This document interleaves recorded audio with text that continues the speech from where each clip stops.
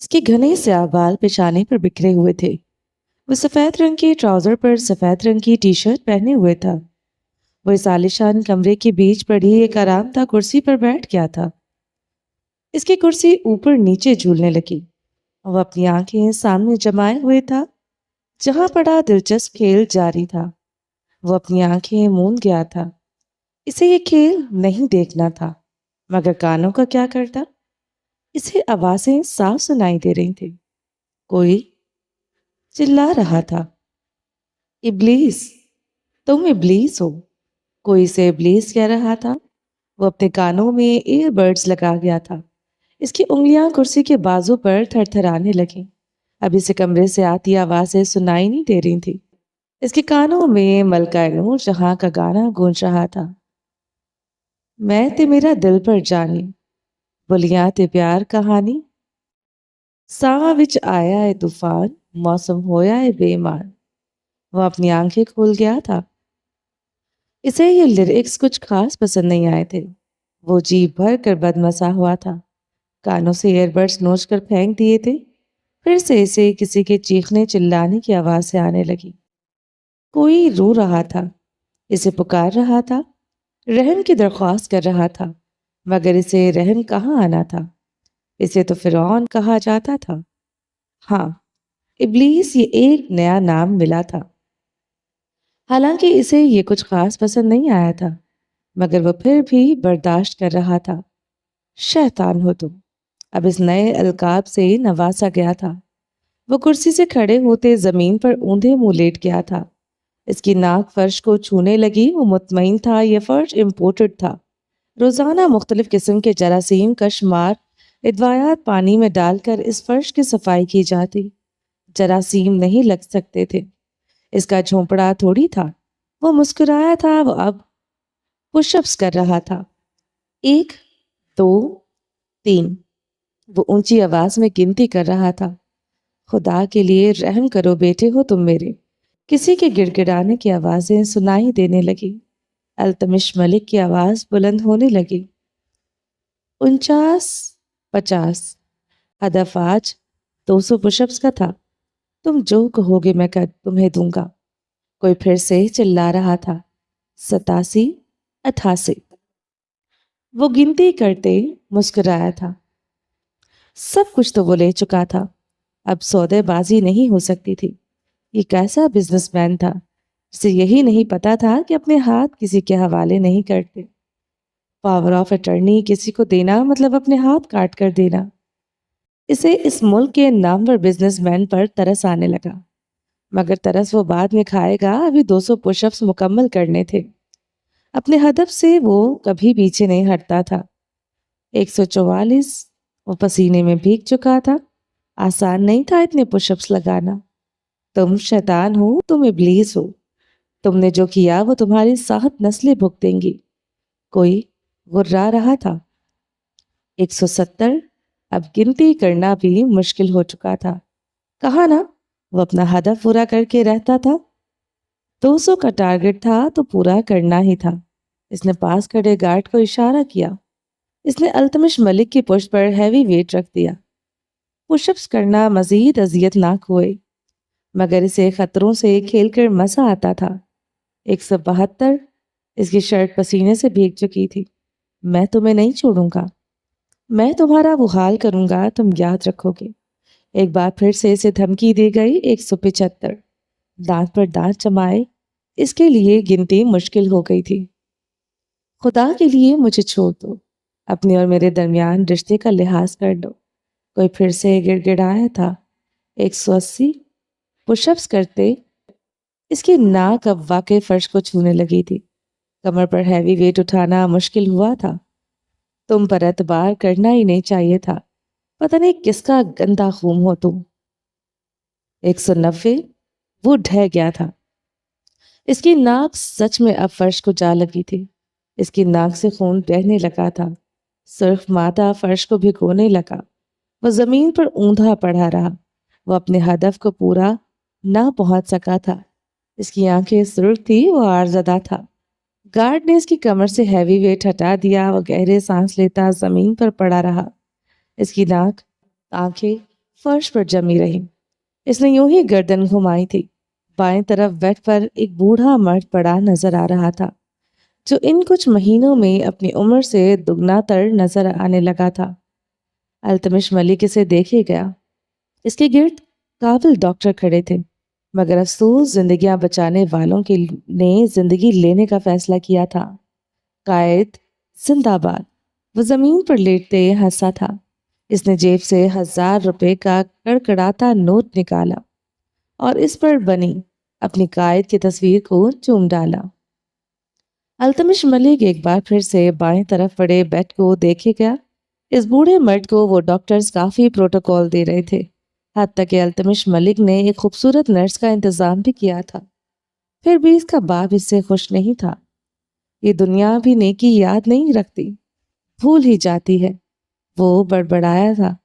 دونوں ہاتھ فرش پر جمائے وہ ہتھیلیوں پر زور دیتے کھڑا ہوا۔ اپنے نم بالوں میں انگلیاں پھیرتے وہ اشیر ملک کے سرہانے آن کھڑا ہوا تھا۔ میرا شاہویر تمہیں نہیں چھوڑے گا، اشیر ملک اسے دیکھتے بولا۔ وہ اپنی ٹانگیں ہلا نہیں پا رہا تھا، بس اوپر والے دھڑ میں جان باقی تھی۔ التمش ملک اپنے ہی باپ کو مفلوج کر چکا تھا۔ او گاڈ، اشیر ملک کیا ساری عمر کے لیے اپاہج ہو چکا تھا؟ مگر وہ تو آپ کو چھوڑ کر جا چکا ہے ڈیڈ، التمش نے جھکتے ہوئے کہا۔ اس کی ناک سے بہتا خون اشیر ملک کے چہرے پر گرنے لگا۔ اشیر ملک اپنا چہرہ دائیں بائیں چٹکنے لگا۔ التمش اشیر ملک کو شانوں سے جکڑ گیا تھا۔ اس خون کو پہچانو، یہ خون کس کا ہے؟ اشیر ملک خوف سے گنگ ہوا۔ التمش کے چہرے سے خوف آیا تھا۔ اس کا چہرہ اس وقت خوف کھائے جانے کے ہی قابل تھا۔ میرا خون ہے، اشیر ملک ہکلایا تھا۔ التمش ہنسنے لگا۔ اشیر ملک کو مزید خوف آیا تھا۔ یہ میرے لیے گالی ہے کہ میری رگوں میں تمہارا خون بہہ رہا ہے۔ تمہیں لگا تم نے پہلے مجھے گالی دی، مگر گالی تو یہ ہے کہ تم میرے باپ ہو۔ اشیر ملک جامد سا اسے دیکھتا رہا۔ وہ ابلیس ہی نہیں، پاگل بھی تھا۔ التمش سیدھا ہوتے ٹشو سے اپنی ناک سے بہتا خون صاف کرنے لگا۔ اپنی شرٹ پر لگے خون کے دھبوں کو دیکھتے اس کا میٹر شارٹ ہوا تھا۔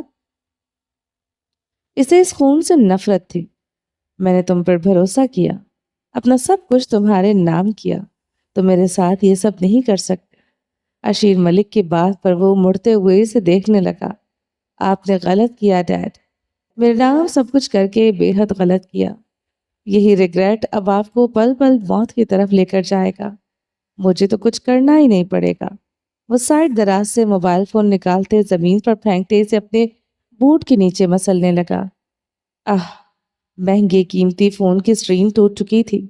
اتنا قیمتی فون توڑنے پر اسے افسوس تھا۔ انسانی جان سے زیادہ یہ فون قیمتی تھا، جس کے لیے کڈنیاں بیچ دی جاتی تھی۔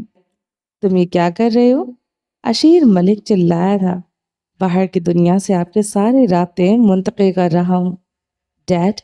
اس عمر میں آپ کو دنیا تیاگ دینی چاہیے۔ وہ چکنا چور موبائل فون سے سم نکالنے لگا۔ اس سم کو وہ منہ میں ڈالتے چبانے لگا۔ اس نے وہ سم نگل لی تھی۔ وہاں کھڑے ایمان بیچنے والوں کے منہ کھلے تھے، پھر بند ہو گئے تھے۔ سامنے کھڑا مرد نفسیاتی مریض تھا، اس سے کچھ بھی بعید نہ تھا۔ التمش ملک نے پاس کھڑے ایک ڈاکٹر کو اشارہ کیا۔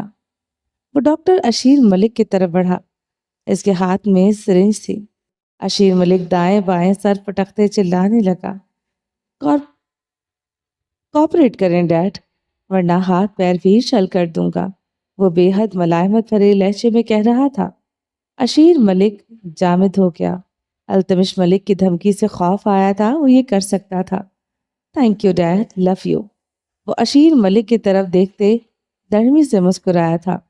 وہ سرنج اشیر ملک کی باڈی میں انسرٹ کر دی گئی تھی۔ اشیر ملک کی آنکھیں پھیلی تھیں، باڈی بالکل مفلوج ہونے لگی۔ آپ کے تمام بزنس حلقہ احباب کے نزدیک ایک آپ امریکہ چلے گئے ہیں۔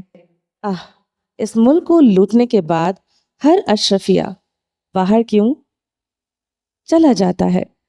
وہ سڑک پہ جاتے اپنے پاس کھڑے ایک ڈاکٹر سے پوچھنے لگا۔ وہ کندھے اچکا گیا۔ تمہارے چہرے کی خباثت کہتی ہے کہ ایک دن تم بھی اس ملک کو چھوڑ کر چلے جاؤ گے۔ وہ ڈاکٹر خاموش کھڑا رہا۔ اکاؤنٹ لاکھوں روپے سے جو بھر دیا گیا تھا، ان پیسوں سے ہی تو وہ باہر سیٹلڈ ہو رہا تھا۔ التمش ملک سامنے کھڑی نرس کو دیکھتے مسکرایا۔ سفید یونیفارم میں ملبوس التمش کو وہ کسی شہزادی سے کم نہ لگی تھی۔ وہ سچ میں بے حد خوبصورت تھی۔ اپنے ڈیڈ کے لیے بطور خاص اس نے اس نرس کو ہائر کیا تھا۔ میرے ڈیڈ کے آس پاس رہنا اپنے جوانی میں کافی رنگین مزاج رہے ہیں۔ وہ اپنے ٹراؤزر کی جیبوں میں دونوں ہاتھ ڈال گیا، بے حد گہرائی سے سامنے کھڑی خوبصورت نرس کو دیکھنے لگا۔ وہ التمش کی نگاہوں پر گلابی ہو گئی۔ وہ گردن جھکائے ہنس پڑا۔ I hate beautiful womens. وہ گردن جھکائے بڑبڑایا تھا۔ ڈیڈ، اگر قبر میں کسی کو ساتھ لٹانا جائز ہوتا، میں ایک خوبصورت ممی کا ضرور بندوبست کرتا، مگر افسوس یہ الاؤ نہیں ہے۔ آپ کو اکیلا ہی قبر میں لیٹنا پڑے گا۔ وہ افسوس سے کہہ رہا تھا۔ وہ دروازے کی جانب بھاری قدموں سے بڑھا تھا۔ اس کمرے سے دوائیوں کی سمیل آنے لگی تھی۔ یہاں اس کا دماغ گھٹن کا شکار ہو رہا تھا۔ یہ زندان اب اس کے ڈیڈ کو ہی مبارک ہو۔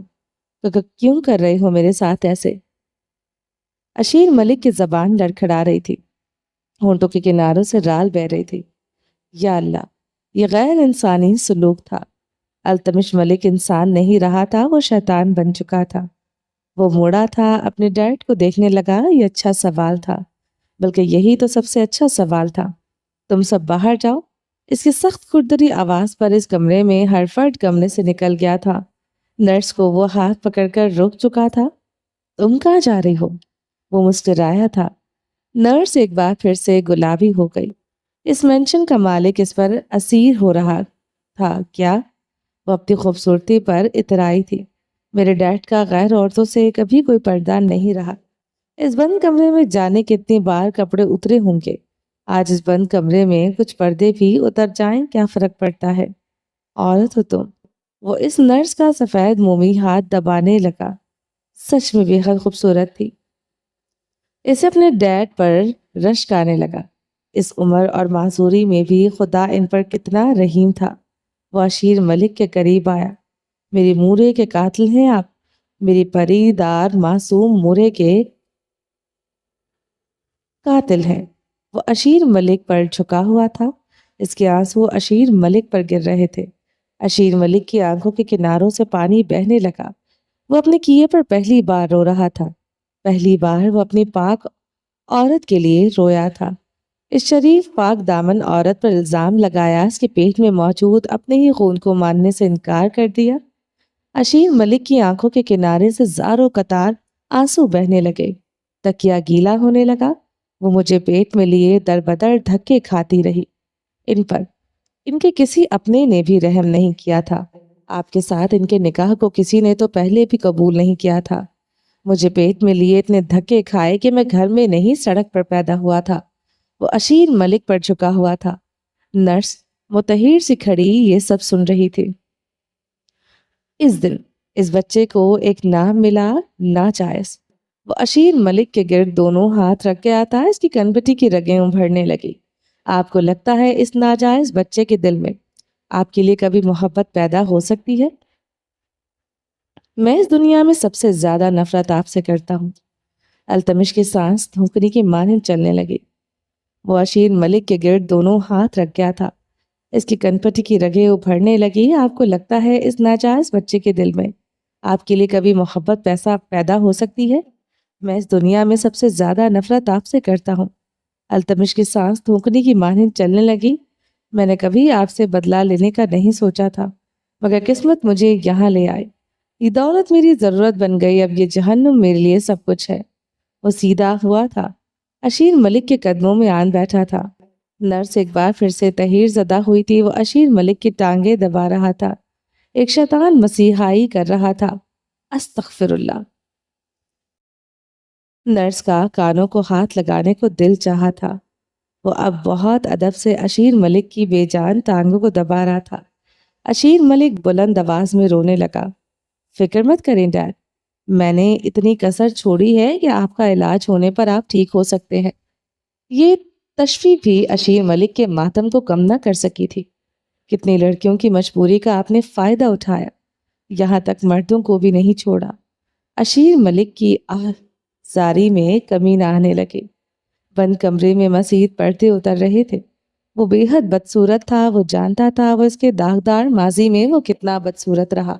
آج سے پہلے کبھی احساس نہیں ہوا تھا۔ فرحاد درانی نے ویڈیو بھیجی ہے مجھے۔ کافی پاورفل سٹنٹ کھیلتے رہے ہیں آپ اس کے ساتھ۔ آپ تو حرفن مولا ہیں۔ اشیر ملک کا کہیں چھپ جانے کو دل کیا، کیا شرمساری تھی جو اسے آئی تھی۔ کتنی بلیک منی جمع کر رکھی ہے ڈیڈ آپ نے؟ میں تو بس اس پیسے کو سفید کر رہا ہوں۔ جب آپ مر جائیں گے آپ کے نام پر ہسپتال بنواؤں گا۔ یقین کریں بہت ثواب ملے گا، تمام صدقہ جاریہ آپ کی روح کو ملے گا۔ مجھ جیسا بیٹا پیدا کرنے پر آپ کو جو گلٹ ہے وہ بھی ختم ہو جائے گا۔ وہ ٹانگیں دباتے بے حد سنجیدگی سے کہہ رہا تھا۔ اشیر ملک کو اپنے مرنے پر خوف آیا، بے حد خوف آیا تھا۔ شاہویر ملک تو آپ کے جنازے پر آئے گا، چند آنسو بہائے گا اور چلا جائے گا۔ مجھے یقین ہے اس سے آپ کی دولت میں کوئی دلچسپی نہیں ہوگی۔ بے حد شریف میجر ہے، مر جائے گا، کبھی آپ کی 2 نمبر دولت کو ہاتھ نہیں لگائے گا۔ کاش میں اس جیسا ہوتا۔ التمش ملک کو شاہویر جیسا نہ ہونے پر افسوس ہوا تھا، بے حد افسوس ہوا تھا۔ کاش وہ اس جیسا ہوتا۔ شاہویر، شاہویر۔ اشیر ملک شاہویر کو یاد کرتے اب رو رہا تھا۔ جانتا ہوں ڈیڈ، اسے یہ سب پتا چلا تو مجھے نہیں چھوڑے گا، اپنے چھوٹے بھائی کو مار ڈالے گا۔ التمش نے جھرجھری لی تھی۔ شاہویر ملک سے اسے خوف آیا تھا۔ نرس نے آنکھیں پھیلائی۔ یہ ابلیس بھی کسی سے خوف کھاتا ہے؟ سٹرینج تھا۔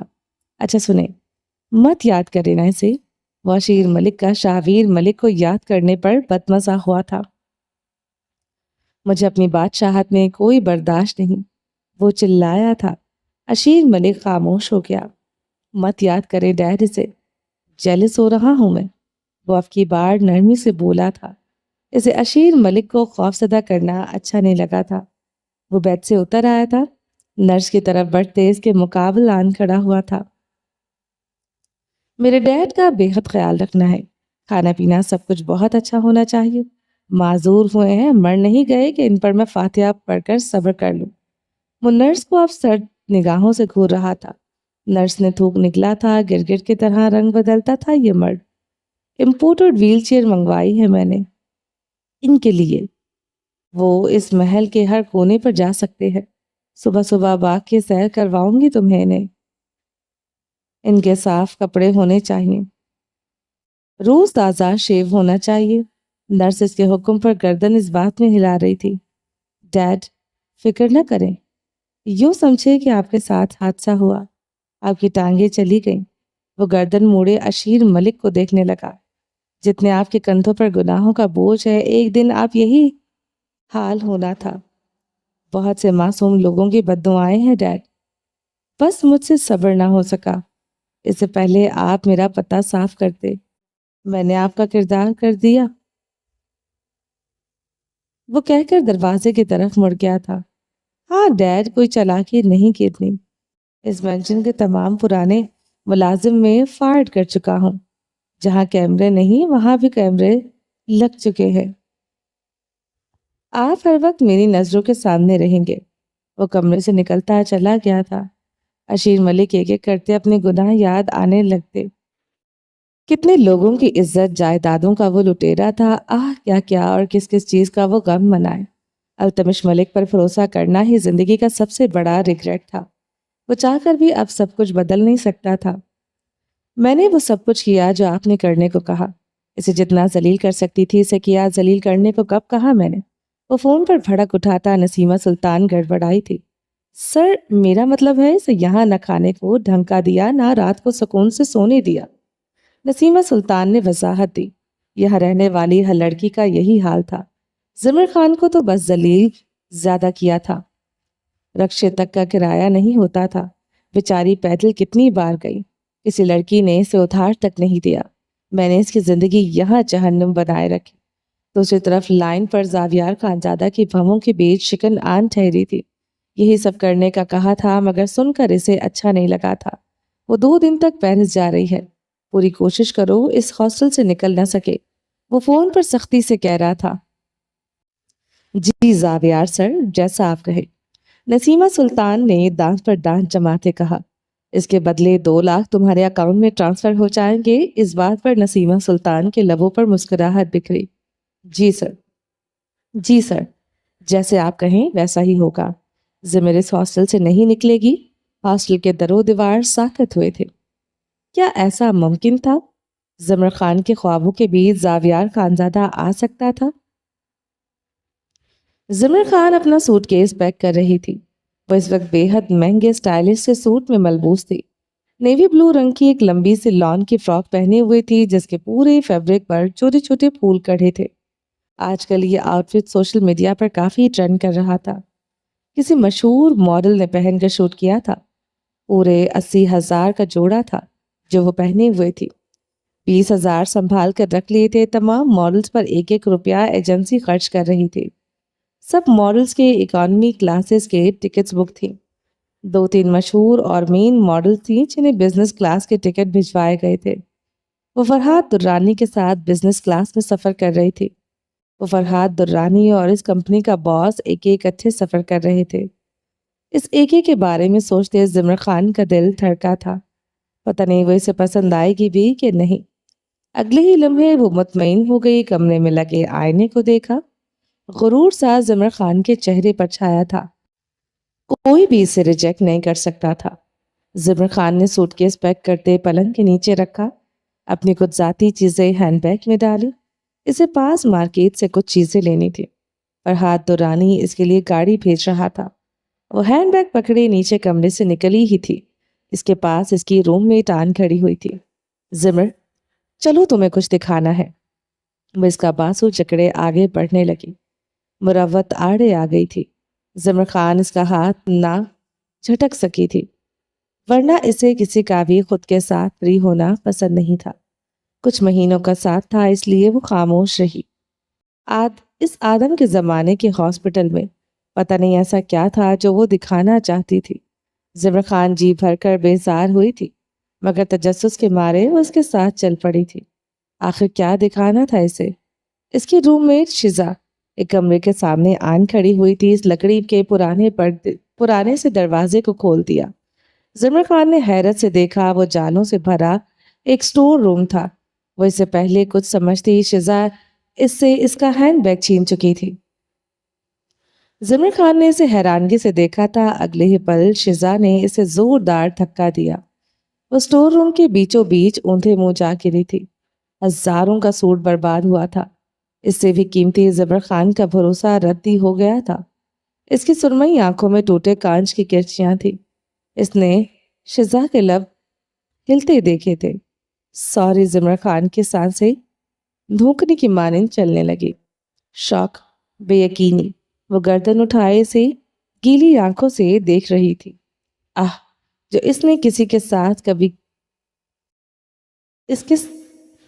ساتھ کبھی دیا تھا، آج اسے بھی وہی مل رہا تھا۔ پھر یہ آنکھیں گیلی کیوں تھی؟ شزا نے دروازہ بند کر دیا۔ زمر خان کا دل ڈوبنے لگا۔ اس کی ہڈیاں جامد ہوئی۔ وہ جلدی میں زمین سے اٹھی تھی۔ دروازہ کھولنے کی کوشش کی مگر افسوس وہ ناکام رہی۔ وہ یہ دروازہ کھول نہ سکی تھی۔ کھولو، وہ حلق کے بل چلا رہی تھی۔ وہ دروازہ پیٹتے چیخ رہی تھی مگر سنوائی ناممکن تھی۔ وہ چیخ چیخ کر تھک گئی۔ حلق دکھنے لگا۔ دروازہ پیٹ پیٹ کر اس کی ہتھیلیاں سرخ ہو گئی۔ باہر خاموشی چھائی رہی۔ وہ تھک ہار کر دروازے کے ساتھ لگ کر بیٹھ گئی تھی۔ آنکھیں کرب سے موند لی گئی۔ خواب پانا اتنا مشکل کیوں تھا؟ خوابوں کی طرف بڑھنے والی لڑکی کے لیے ہر قدم پر کانٹے کیوں بچھا دیے جاتے ہیں؟ وہ کرب سے سوچ رہی تھی، اس نے آخر کسی کا کیا بگاڑا تھا؟ ان سب سوالوں کے بیچ التمش ایک بار بھی اس کی سوچوں میں نہیں آیا تھا۔ وہ اس کا مجرم تھا، وہ نہیں۔ محبت کے نام پر وہ اسے باندھی بنا کر رکھنا چاہتا تھا۔ اس جھونپڑے میں وہ سسک سسک کر زندگی گزار دے، وہ یہی چاہتا تھا۔ سب کچھ التمش کی چاہت تھا تو پھر اس کا کیا تھا؟ آیا نا التمش خانزادہ اس کی سوچوں میں؟ وہ اسے یاد آ گیا تھا مگر تلخ یادیں اس کے ساتھ جڑی تھی۔ خدا گواہ تھا، التمش سے محبت کرنے کے باوجود اس نے ایک دن بھی مٹی اور گارے سے بنے گھر میں سکھ نہیں پایا تھا۔ وہ اپنی نم آنکھیں کھول گئی تھی۔ کھڑی ہوتی ایک بار پھر سے دروازہ پیٹنے لگی۔ کتنے سیکنڈ، کتنے منٹ، کتنے گھنٹے وہ حساب بھول گئی، وہ بس دروازہ پیٹتی جا رہی تھی۔ وہ بے حال سی ہوتی دروازے کے ساتھ لگ کر بیٹھ چکی تھی، آنکھیں موند لی۔ دھول مٹی اس کی سانسوں میں اٹکنے لگی، وہ آنکھیں موندے رہی۔ کراچی کے ایئرپورٹ کے پرائیویٹ لاؤنج میں وہ دونوں شاہانہ انداز میں بیٹھے ہوئے تھے۔ ان میں سے ایک مرد نے سیاہ رنگ کا پینٹ کوٹ پہنے ہوئے تھا۔ وہ نرم صوفے میں دھسا اپنا سیاہ بوٹ ہلاتے جا رہا تھا۔ برانڈڈ گولڈ پلیٹڈ میں گھڑی جس کا ایک ہی ایڈیشن تھا، وہ اس کی ملکیت تھی۔ وہ کلائی پر باندھے ہوئے تھا۔ سیاہ گلاسز لگائے بھی اس کی آنکھوں میں مغروریت کی جھلک ہر کوئی دیکھ سکتا تھا۔ اس کا ایک ایک ایکٹ مغروریت پر مبنی تھا۔ زمین پر چلنے والے انسان اس کے لیے اب رینگنے والے کیڑے مکوڑے تھے۔ فرحات درانی اس کے سامنے والے صوفے پر بیٹھا، ہاتھوں کو آپس میں باہم پھنسائے ہوئے التمش ملک کو دیکھے جا رہا تھا۔ وہ نیا نیا امیر ہوا ہے، سامنے بیٹھے مرد کے ہر انداز سے ظاہر ہوتا تھا۔ فرحات درانی کے لبوں پر تبسم تھا۔ وہ اس وقت ٹیکٹیکل پینٹ پر سفید رنگ کی ہوڈی پہنے ہوئے تھا۔ یہ کہنا مشکل تھا کہ ان میں سے کون ایک دوسرے کو ٹف ٹائم دے رہا تھا۔ اس پرائیویٹ عالیشان لاؤنج میں دونوں کی طرف نگاہیں اٹھتی تو کسی اور طرف دیکھنا مشکل ہو جاتا تھا۔ فلائٹ کے لیے اناؤنسمنٹ ہونے لگی تو التمش ملک ذرا سا آگے کو ہوا تھا۔ فرحات درانی کی آنکھوں میں آنکھیں گاڑے سیاہ گلاسز وہ اتار چکا تھا۔ کہاں ہے وہ تمہاری چہیتی ماڈل؟ وہ آنکھوں میں سخت تیش لیے پوچھ رہا تھا۔ آ جائے گی، فرحات درانی نے سکون سے کہا اور صوفے کی پشت سے ٹیک لگا لی۔ اسے انتظار کرنا آتا تھا، وہ انتظار کرنے پر بور نہیں ہوتا تھا۔ اس نے اپنا آپ منوانے کے لیے ایک لمبا عرصہ انتظار کیا تھا۔ سامنے بیٹھے شخص کی طرح نہیں تھا جسے سجا سجایا سونے کے پلیٹ میں ملا تھا۔ کب آئے گی؟ جب فلائٹ اڑان بھر لے گی۔ مقابل پرسکون التمش کا سکون غارت ہوا تھا۔ وہ یہ چانس مس نہیں کر سکتی۔ میں نے اس کی آنکھوں میں کچھ جنون دیکھا ہے، ڈھونڈے نہیں ملتا۔ ایسا لگتا ہے وہ ایک لمبا سفر کر کے آئی ہے، وہ اپنا سب کچھ گوا کر۔ اگر وہ یہ چانس مس کر دے گی تو وہ کہیں کی نہیں رہے گی، جو وہ ہے وہ بھی گوا دے گی۔ التمش ملک فرحات درانی کے لیکچر پر بور ہو رہا تھا۔ اسے اس لڑکی اور سامنے بیٹھے اس مرد کی سٹرگل میں کوئی دلچسپی نہیں تھی۔ اگر وہ نہ آئی تو التمش نے لفظ چبا دیے تھے۔ میں بے حد آپٹمسٹک بندہ ہوں، مگر میں نہیں پڑتا۔ وہ آئے گی، ہر حال میں آئے گی۔ اسے سر کے بل چل کر بھی آنا پڑا تو وہ آئے گی۔ فرحات درانی نے یقین سے کہا تھا، لعنت بھیجتا ہوں تمہارے یقین پر۔ میری طرف سے وہ فائرڈ ہے۔ وہ اس فیشن شو میں شرکت نہیں کر سکتی۔ وہ کھڑا ہو گیا، وہ سرد لہجے میں غراہٹ کی۔ اوکے، پھر تم جا سکتے ہو۔ یہ فیشن شو تمہیں دیا، اسے تم آرگنائز کرو گے۔ فرحات درانی بھی کھڑا ہو چکا تھا۔ التمش کی آنکھوں میں آنکھیں گاڑ لی۔ التمش کی آنکھوں کی سرخی گہری ہوئی تھی۔ اس فیشن شو کا کرتا دھرتا فرحات درانی تھا۔ اس کے بغیر وہ یہ فیشن شو نہیں کر سکتا تھا۔ فرحات درانی کا پیچھے ہٹنے کا مقصد تھا فیشن شو کی ناکامیابی۔ وہ اپنا پہلا فیشن شو یوں برباد ہوتے نہیں دیکھ سکتا تھا۔ اسے اس گدھے کی ضرورت تھی۔ التمش نے اسے دل میں کئی گالیوں سے نوازا تھا۔ فرحات درانی کہکا مار کر ہنسا تھا۔ مجبوراً التمش ملک کو اونچی آواز میں گالیاں دینے پڑی۔ سوچ لو، ہو سکتا ہے تمہارے شیطانی دماغ میں کوئی آئیڈیا ہو، تم میرے بغیر اس شو کو چلا سکو۔ مجھے اچھا لگے گا تم کامیاب ہو جاؤ گے۔ میں دوسروں کی کامیابیوں پر خوش ہوتا ہوں۔ بے شک تمہیں سب کچھ دان میں ملا ہے، مگر تم آگے بڑھو گے، مجھے خوشی ہوگی۔ وہ التمش کا بازو تھپ تھپاتے صوفے پر جا بیٹھا۔ التمش کا بس نہ چلتا تھا وہ فرحات درانی کو کچا چبا لے۔ اناؤنسمنٹ ابھی بھی جاری تھی۔ تم پر لعنت بھیجتا ہوں، یہ فیشن شو اب تمہارے بغیر ہی ہوگا۔ التمش ملک کہتے دروازے کی جانب بڑھا تھا۔ ابھی سے ہی کروڑوں روپے ڈوبنے پر مبارکباد لیتے چلو، ہو سکتا ہے واپس آنے پر میں اس ایجنسی کو لات مار کر چلا جاؤں۔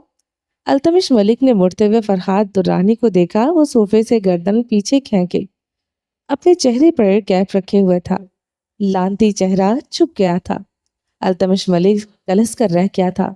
وہ فرحات درانی کو اس لاؤنج سے باہر اٹھا کر پھینک دینا چاہتا تھا۔ وہ اسے پھینک بھی سکتا تھا، مگر اس وقت اس کی ضرورت فرحات درانی تھا۔ ضرورت پڑنے پر گدھے کو بھی باپ بنا لیا جاتا ہے، یہ ضرب المثل سے اسے یاد آئی تھی۔ وہ مسکرایا تھا، اشیر ملک سے کئی گنا اچھا باپ یہ لانتی شکل والا مرد بن سکتا تھا۔ اس گدھے کو باپ بنانے میں کیا حرج تھا؟ فلائٹ کی اڑان بھرنے کی آخری اناؤنسمنٹ ہو رہی تھی۔ میں جا رہا ہوں، یہیں پر مرو تم، شاید کوئی مرد تمہیں لے جائے۔ اس وقت تم بے حد خوبصورت لگ رہے ہو، وہ جلے کٹے انداز میں کہتا چلا گیا۔ فرحات درانی نے اپنے چہرے سے کیف اتاری، اس کی آنکھوں میں گلابی پن گہرا تھا۔ اسے لفظ یوز سے نفرت تھی، اس کی آنکھیں خون چھلکانے لگی تھی۔ زمر خان اس کی طرح یوز نہیں ہوگی، وہ ماڈل ہر حال میں بنے گی، وہ فرحات درانی نہیں بنے گی۔ اس کے ہوتے اس ایجنسی میں کوئی فرحات درانی نہیں بنے گا۔ وہ اپنی آنکھوں پر ہیڈ کیپ رکھ گیا تھا، خون چھلکاتی آنکھیں چھپا لیں، وہ سرمئی آنکھوں والی لڑکی کا انتظار کرنے لگا۔ کہا نا اسے انتظار کرنا آتا تھا۔ وہ چھت میں لگے ایک پائپ کے ساتھ لٹکے ہوئے پل اپس کر رہا تھا۔ اس کے بال پسینے سے بھیگے ہوئے تھے، اس کے جسم پر سیاہ رنگ کی پینٹ تھی، وہ سفید رنگ کی سینڈو تھی، اس کے بازو کے مسلز نمایاں تھے۔ جب وہ پل اپس کرتا یہ مسلز مزید نمایاں ہوتے۔ وہ بار بار اپنا سر دائیں بائیں جھٹکتا تو پسینے کے قطرے پھوار کی طرح گرتے۔ اس بیاباں اجاڑ سے کمرے میں اس کے سامنے ایک مرد پڑھا کرا رہا تھا۔ اس کے چہرے کا نقشہ نہیں بگاڑا تھا، باقی سب کچھ وہ اب بگاڑ چکا تھا۔ شاید وہ مرد بھی نہیں رہا تھا۔ اب کیا ایسا سچ میں تھا؟ یہ تو آریان خانزادہ ہی بتا سکتا تھا۔ وہ مسکرایا تھا، وہ نیچے کی طرف جم کر گیا۔ بہت سی چمگادڑیں پڑپڑائی تھیں، برسوں سے بند جگہ تھی، روشنی ان چمگادڑوں سے آزادی میں خلل ڈال چکی تھی۔ آریان خانزادہ اس کراہتے مرد کے پاس بیٹھے گردن چکائے ہوئے تھا۔ اس مرد کو کاٹے جانے پر اسے افسوس ہوا تھا۔ گرل فرینڈ ہے کیا تمہاری؟ وہ افسوس سے پوچھ رہا تھا۔ خدا گواہ تھا، اگر اس مرد کی گرل فرینڈ ہوتی تو اسے نامرد کرنے پر سب سے زیادہ افسوس آریان خانزادہ کو ہی ہونا تھا۔ وہ کراہتے ہوئے سر ہلا گیا۔ اسے آریان خانزادہ سے خوف آ رہا تھا، وہ کسائی تھا۔ پچھلے جنم میں یہ مرد کسائی رہ چکا ہوگا، اسے یقین تھا۔ ایک سے زیادہ جنموں پر یقین کرنے والے مرد کے یقین میں دراڑ پڑ ہی نہیں سکتی تھی۔ یہ مرد کسائی ہی رہا ہوگا، نائٹی گرل فرینڈ کی تھی کیا؟ آریان خانزادہ کے اگلے سوال پر کراہتے ہوئے مرد نے سر ہلایا۔ آریان خانزادہ کا بلند و بانگ کہکا لگا گیا تھا۔ اس بیاباں اچاڑ جگہ پر آریان خانزادہ کے کہکے گونجنے لگے۔ زخمی مرد ان کہکوں پر مزید خوف زدہ ہوا تھا۔ اس کا باس بات بات پر ہنستا تھا اور یہ بات بات پر کہکے لگاتا تھا۔ دونوں میں زیادہ خوفناک کون ہے وہ موازنہ نہ کر پایا تھا۔ بڑے ہی بغیرت ہو، گرل فرینڈ کی نائٹی لانے کی کیا ضرورت تھی؟ نہیں خرید لیتے۔ پیسے نہیں دیتا تمہارا باس کیا؟ آریان خانزادہ نے اپنی ہلکی گھنی بیئرڈ کو انگلیوں سے سہلایا۔ وہ الجھن زدہ لگتا تھا۔ دیتا ہے۔ وہ مرد چیخنے لگا۔ چاقو کے کٹ اس کے جسم پر پھر سے لگنے لگے تھے تو پیسے خرچ کر لیتے، بڑی اسمیل آ رہی تھی۔ تم نے مجھے بڑی اذیت دی۔ اپنی مسز خان کے علاوہ وہ کسی دوسری عورت کی خوشبو سونگھنا میرے لیے اذیت ناک تھا۔ کیوں دی مجھے اذیت؟ وہ چلایا تھا۔ اپنے باس کے بعد وہ اسی مرد سے خوف زدہ ہوا تھا۔ وہ سچ میں خوف زدہ ہو چکا تھا۔ اچھا چلو بتاؤ کس کے کہنے پر یہ سب کیا؟ وہ بے حد نرمی سے پوچھنے لگا۔ زخمی سے شخص نے سر دائیں بائیں ہلایا۔ وہ مر سکتا تھا، یہ راز افشا نہیں کر سکتا تھا۔ اس کا باس جلاد تھا، اس مرد نے تو کاٹا تھا، وہ اسے زندہ جلا دیتا۔ بتا دو تمہاری سرجری کروا دوں گا، 1 نہیں 10 گرل فرینڈز رکھ سکتے ہو۔ آریان خانزادہ نے جھکتے ہوئے سرگوشی کی تھی۔ وہ سر دائیں بائیں ہلانے لگا۔ آریان خانزادہ کے لب بھینچ گئے۔ وہ جانتا تھا وہ کبھی نہیں بکے گا، ٹریننگ ہی ایسی ہوئی تھی۔ راز اگل دینا وہ اسے مار دیتا۔ وہ یہ بات جانتا تھا، نہ وہ اسے چھوڑے گا نہ اس کا باس چھوڑے گا اسے۔ کتوں کی موت اس کی لکھی جا چکی تھی۔ آریان خانزادہ کی سبز آنکھوں میں خون کی لالی اتر آئی تھی۔ اپنا وقت برباد کرنے پر اسے افسوس ہوا تھا۔ وہ کھڑا ہوا تھا، اپنی جیب سے پسٹل نکالی۔ زخمی مرد اپنی جان جلدی خلاصی ہونے پر آنکھیں موند گیا۔ ٹارچر کرنے سے زیادہ موت اذیت ناک نہیں ہو سکتی تھی۔ تمہیں کیا لگتا ہے تم نے مجھے اپنے باس کا نام نہیں بتایا، مجھے پتا نہیں چلا؟ تمہاری آنکھوں کا خوف ایک ہی نام بتاتا ہے، جے کے۔ جے کے ہے تمہارا باس، وہ کہہ کر لگا گیا تھا، پسٹل اس پر تانے ہوئے تھا، ٹریگر دباتے اس کی ٹانگوں میں فائر کیے۔ اس بیابان جگہ پر چیخیں بلند ہونے لگی۔ آریان خانزادہ کا موبائل بجا، خون کرتے ہوئے اسے انٹرپشن سخت ناگوار گزرتی تھی۔ اس نے جبڑے بھینچتے پین کی جیب سے موبائل نکالا۔ موبائل سوئچ آف کرنے ہی لگا تھا کہ اس کی نگاہ اسکرین پر جگمگاتے نام پر پڑی تھی۔ کیوں پڑی تھی اسے افسوس ہونے لگا۔ وہ کبھی بھی اس عورت کی پکار نظر انداز نہیں کر سکتا تھا، وہ پکارے تو مرد میں بھی جان پڑ جائے۔ وہ تیش بھری نگاہوں سے موبائل اسکرین پر زرمش خان کا نام دیکھ رہا تھا۔ آریان خان نے کال ریسیو کرتے کان سے لگایا۔ کیوں فون کیا؟ لہجے میں امڑتی بے چینی کو چھپا لیا، سرد مشتعل لہجہ۔ لائن کی دوسری طرف موجود عورت ڈر گئی ہوگی۔ وہ جانتا تھا اس کی اونچی آواز بھی برداشت نہیں کر سکتی تھی۔ وہ جان نکال کر ہتھیلی پر رکھ دیتی تھی، خود پر آتی تو بلند آواز برداشت نہیں کرتی تھی۔ وہ خاموش تھی، کچھ نہیں کہا تھا۔ وہ مزید بے چین ہونے لگا۔ کیوں فون کیا؟ وہ دہاڑا تھا، وہ سسکی تھی۔ آریان خانزادہ اپنا پستول والا ہاتھ نیچے کر گیا تھا۔ پہلا خون تھا جو وہ کرتے کرتے رک گیا تھا۔ وہ ڈائیلاگ نہیں بولتا تھا، ایکشن کرتا تھا۔ ڈائیلاگ بولنے سے پہلے وہ بندہ مار دیتا تھا۔ وہ آلتی پالتی مار کر بیٹھ گیا، آخری سانسیں لیتے وہ مرد کے پاس بیٹھ گیا تھا۔ یہ عورتیں بڑی ہی بے رحم ہوتی ہیں۔ کیا تمہاری گرل فرینڈ بھی ہے؟ وہ فون کان سے ہٹائے پوچھ رہا تھا۔ آخری سانس لیتا مرد نے سر ہلایا۔ مرنا ہی تو تھا، مرتے ہوئے سچ بولنے میں کیا حرج تھا؟ اس کی گرل فرینڈ بھی بے رحم تھی، یہی سچ تھا۔ کیوں فون کیا؟ کیا چاہتی ہو تم؟ تمہارے پلو سے لگ کر بیٹھ جاؤں؟ 2 مہینے بیٹھا رہا ہوں، اب مجھے میرا کام کرنے دو۔ وہ سرد لہجے میں غرایا تھا۔ تو تم قتل کرنے آئے ہو؟ اسے سکتے ہوئے پوچھ رہی تھی۔ قتل ہی کرنے آیا ہوں، فکر مت کرو، ابھی مجھے کچھ نہیں ہوگا۔ جب تک میرا بچہ میرے حوالے کرو گی تبھی تمہاری جان چھوڑوں گا۔ وہ کہتے اس مرد پر کئی فائر کر گیا تھا۔ وہ مرد ساکت ہوا، اسپیکر پر زرمش کی چیخیں بلند ہوئی۔ ڈرامہ کوئین، وہ بڑبڑاتے ہوئے فون بند کر گیا۔ مجھے مارتے ہوئے تو چیخیں نہیں ماری کبھی، خاموش زہر ریلا وار کرتی ہے، وہ خود سے کہتے ہوئے کھڑا ہوا تھا۔ وہ چیختے ہوئے ساکت سے مرد پر پوری قوت سے بوٹ والا پاؤں مار گیا تھا۔ اپنے پاس کسی غیر مرد کی خوشبو محسوس کرتے وہ چیخ اٹھی تھی۔ وہ مرد اس کے لبوں پر ہاتھ جما کیا تھا۔ وہ اپنی ہیزل گرے آنکھیں پھیلا گئی تھی، وہ اس مانوس سی خوشبو کو پہچانتی تھی۔ ہاں وہ پہچانتی تھی۔ اس مرد نے اس کا رخ اپنی طرف موڑا۔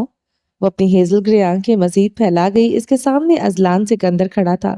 وہ ابھی تک اس کے لبوں پر ہاتھ جمائے ہوئے تھا۔ اس کی آنکھوں کی سرخی پر وہ خائف ہوئی تھی، ایسی سرخی تھی خدا کی پناہ۔ آنکھوں سے بھسم کرنا اگر کسی کو کہتے تو وہ ازلان سکندر کی ہی آنکھیں تھی۔ وہ ازلان سکندر کا ہاتھ اپنے لبوں سے ہٹانے کی سعی کرنے لگی۔ وہ ڈریسنگ ٹیبل کے ساتھ لگی، اس کا ہاتھ مسلسل ہٹا رہی تھی۔ چیخنا مت ورنہ وہ حال کروں گا، یاد رکھو گی۔ وہ دھمکی دیتے اپنا ہاتھ ہٹا گیا تھا۔ زرمش نے پوری قوت سے پرفیوم ازلان سکندر کے سر پر دے مارا تھا۔ ازلان سکندر کی چیخ دل برداشتہ تھی۔ وار اچانک کیا گیا تھا، انڈر کور ایجنٹ کی بھی چیخیں نکل گئی تھیں۔ وہ دانت پر دانت جمائے چپکلی کو گھور رہا تھا۔ سر سے خون کی لکیر بہہ رہی تھی۔ وہ آخر کیوں بھول گیا تھا کہ سامنے کھڑی لڑکی آریان خانزادہ کا خون بہا سکتی ہے، تو اس کا کیوں نہیں؟ ڈرنے کی تو ایکٹنگ ہی کرتی تھی، جیسے ابھی اسے زرد چہرے کے ساتھ دیکھ رہی تھی۔ ہیزل گرے آنکھوں میں خوف ہراس بڑا ہی گہرا تھا۔ وہ اس عورت کو سخت کچھ کہنا چاہتا تھا مگر کہہ نہ سکا تھا۔ دل کا پہلا زخم تھی۔ وہ کیا ہی کہتا اس عورت کو؟ خون میرا بہا ہے، تمہارا نہیں۔ سٹاپ ایکٹنگ، وہ کر رہا تھا۔ زرمش ڈریسنگ ٹیبل کے ساتھ لگی رہی، اسے سرد مگر خوفزدہ نگاہوں سے دیکھتی رہی۔ سانسیں تھیں کہ دھوکنے کی مانند چل رہی تھی۔ اب تمیز سے رہنا، میں آریان نہیں ہوں جو یہ سب برداشت کروں۔ وہ وارن کرتے ڈریسنگ ٹیبل سے ٹشو پکڑے اس اپنے سر سے بہتا خون صاف کرنے لگا۔ کیا کرنے آئے ہو یہاں؟ مجھے تم جیسے قاتلوں کے ساتھ کوئی تعلق نہیں رکھنا۔ میرے بابا کو مار دیا تم نے، میرے بابا کو مار دیا۔ اور اس بلڈ تھرس بیس میں وہ غراتی ہوئی ازلان سکندر کی طرف بڑھی۔ اس کا گریبان مٹھیوں میں دبوچ لیا۔ وہ ازلان سکندر کا قتل کر دینا چاہتی تھی۔ خدا قسم تو میرے دوست کی بیوی نہ ہوتی اور ماں نہ بننے والی ہوتی، میں تمہاری یہ زبان کاٹ لیتا جس میں کافی زہر بھرا ہوا ہے۔ وہ اسے بیڈ پر دھکیل گیا، دھکیلتے ہوئے خیال رکھا تھا اسے ذرا بھی چوٹ نہ پہنچے۔ زرمر سیدھی ہوتی ازلان سکندر کو خونخوار نگاہوں سے دیکھنے لگی جو ڈریسنگ کی میز پر ٹانگیں لٹکائے بیٹھا تھا، ایسے ہی تپش زدہ نگاہوں سے گھورتے ہوئے جیسے وہ اسے گھور رہی تھی۔ دونوں ایک دوسرے کو بھسم کردہ نگاہوں سے گھور رہے تھے۔ آریان خانزادہ پاگلوں کی طرح ڈرائیو کر رہا تھا، سامنے موبائل کی اسکرین پر دکھائی دے رہا تھا کوئی اس کے کاٹیج میں داخل ہو رہا ہے۔ وہ اپنی گاڑی کی سپیڈ بڑھا گیا تھا، اس کی سب آنکھیں غم و غصے سے دہک رہی تھی۔ اس کے کاٹیج میں داخل ہونے والا ازلان سکندر تھا۔ اس کے ذاتی کمرے میں کیمرے نہیں تھے، باقی پورے کاٹیج میں کیمرے تھے۔ ازلان سکندر اس وقت اس کے کمرے میں تھا جہاں اس کی بیوی تھی۔ آریان خانزادہ کی سب آنکھوں میں خون کی لالی گہری ہوتی گئی۔ وہ پاگلوں کی طرح اپنی گاڑی کی سپیڈ بڑھاتا جا رہا تھا۔ چلیں جی، باقی کا نیکسٹ ایپیسوڈ میں کنٹینیو کریں گے۔ امید ہے آپ کو یہ ایپیسوڈ پسند آئی ہوگی۔ اگر آپ نے ابھی تک ہمارے چینل کو سبسکرائب نہیں کیا تو جلدی سے بھی سبسکرائب کر دیں، لائک اینڈ شیئر کریں اور اپنی رائے کامنٹ باکس میں لازمی دیں۔ اپنا ڈھیر سارا خیال رکھیے گا، تو یاد رکھیے گا۔ ملتے ہیں نیکسٹ ایپیسوڈ کے ساتھ، تب تک کے لیے اللہ حافظ۔